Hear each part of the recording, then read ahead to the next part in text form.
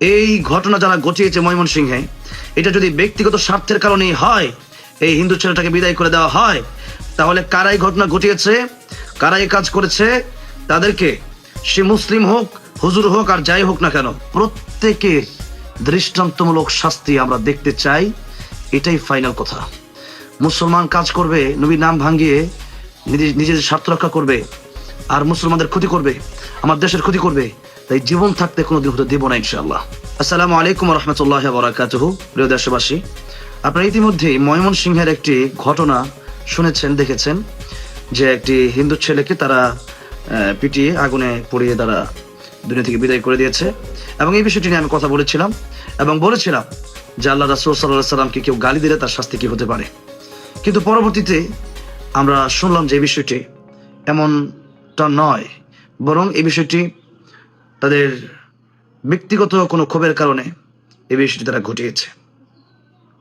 যদি এমন হয়ে থাকে যে আল্লাহ রাসূল সাল্লাল্লাহু আলাইহি সাল্লামকে গালি দেয় নাই, এরপরেও কেবলমাত্র ব্যক্তিগত আক্রোশ থেকে, ব্যক্তিগত স্বার্থের কারণে, বা কোনো জনগোষ্ঠী তাদের নিজস্ব স্বার্থ রক্ষার কারণে এই ঘটনা ঘটিয়ে থাকেন, তাহলে আমি বলবো এই ঘটনা যারা ঘটিয়েছে ময়মনসিংহে, এটা যদি ব্যক্তিগত স্বার্থের কারণেই হয়, এই হিন্দু ছেলেটাকে বিদায় করে দেওয়া হয়, তাহলে কারাই ঘটনা ঘটিয়েছে, কারাই কাজ করেছে, তাদেরকে সে মুসলিম হোক, হুজুর হোক, আর যাই হোক না কেন, তাদেরকে বাংলাদেশে এমন বিচার করতে হবে যাতে করে আগামীতে এই কাজ কেউ না করতে পারে।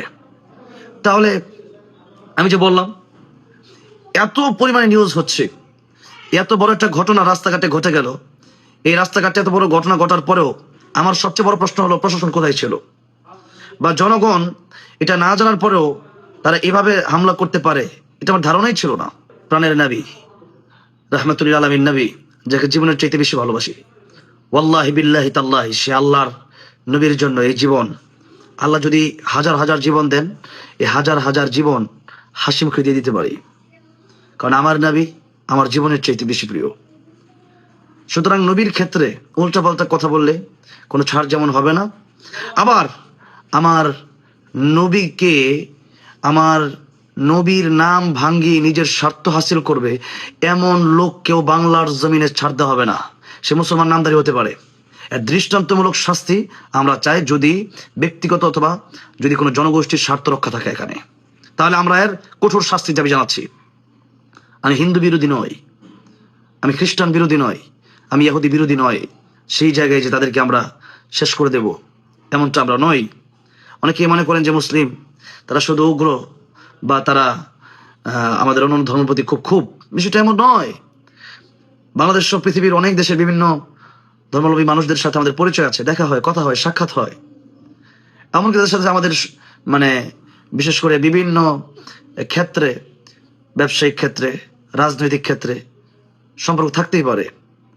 এমনকি আমরা নিজেরা মন্দির পাহারা দিয়েছি।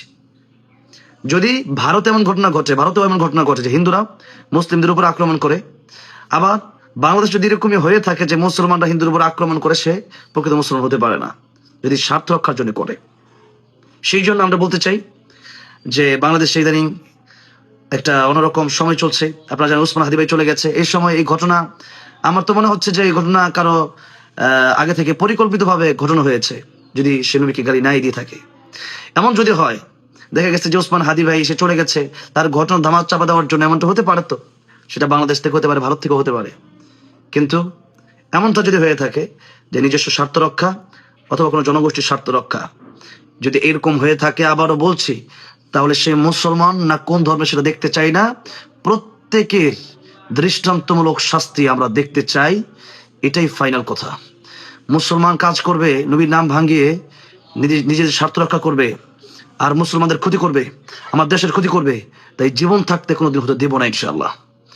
সো আমাকে অনেকে অনেক গালিগালাজ করছেন, আমাকে অনেকেই অনেক হুমকি দামকি দিচ্ছেন। আপনার হুমকি দামকি দিচ্ছেন, যদি আমি আল্লাহ এবং আল্লাহ রাসূলের জন্য কথা বলে থাকি, তাহলে এটা আমি আমার ইমানের দাবি থেকে বলেছি। আর আপনারা যদি এমনটা মনে করে থাকেন যে আমরা উগ্র, এটাও ভুল হবে।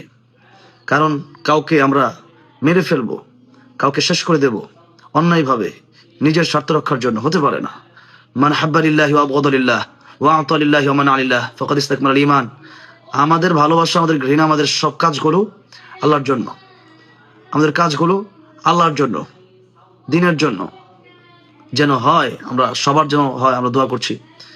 ইন্না সলাতি ওয়া নুসুকি ওয়া মাহইয়ায়া ওয়া মামাতি লিল্লাহি রাব্বিল আলামিন। আমাদের জীবন মরণ, আমাদের নামাজ, কুরবানি, আমাদের জীবন মরণ সবই আল্লাহর জন্য।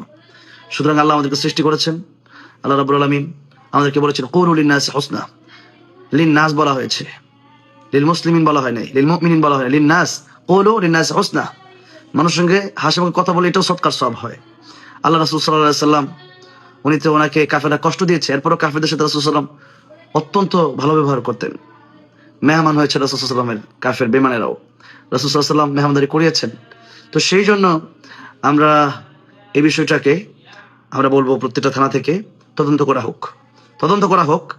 আমি বলতে চাই, কোনো স্বার্থন্বেষী ব্যক্তিরা অথবা কোনো জনগোষ্ঠী যদি নিজেদের স্বার্থ রক্ষার জন্য আল্লাহ এবং তার রাসূলের কথা বলে নিজেদের স্বার্থ হাসিল করে, তাহলে তাদের দৃষ্টান্তমূলক কঠোর শাস্তি বাংলার জমিনে হতে হবে ইনশাআল্লাহ। এবং সেই শাস্তি কিভাবে হবে এবং সেই শাস্তি আগামীতে যেভাবেই করা যায় সেই শাস্তির পক্ষে আমরা থাকবো। যদি অন্যায়ভাবে এই কাজ করা হয়, কারা করেছে আমরা দেখবো না, কে মুসলমান আর কে কোন ধর্মের সেটা দেখবো না, বরং যারাই করেছে তাদের বিরুদ্ধে আমরা যাব, যদি তারা নিজেদের স্বার্থের জন্য করে, যদি আল্লাহ এবং আল্লাহর রাসূলের জন্য না করে। এটাই আমার ফাইনাল কথা, এটাই মুসলমানদের কথা। আসসালামু আলাইকুম ওয়া রাহমাতুল্লাহ।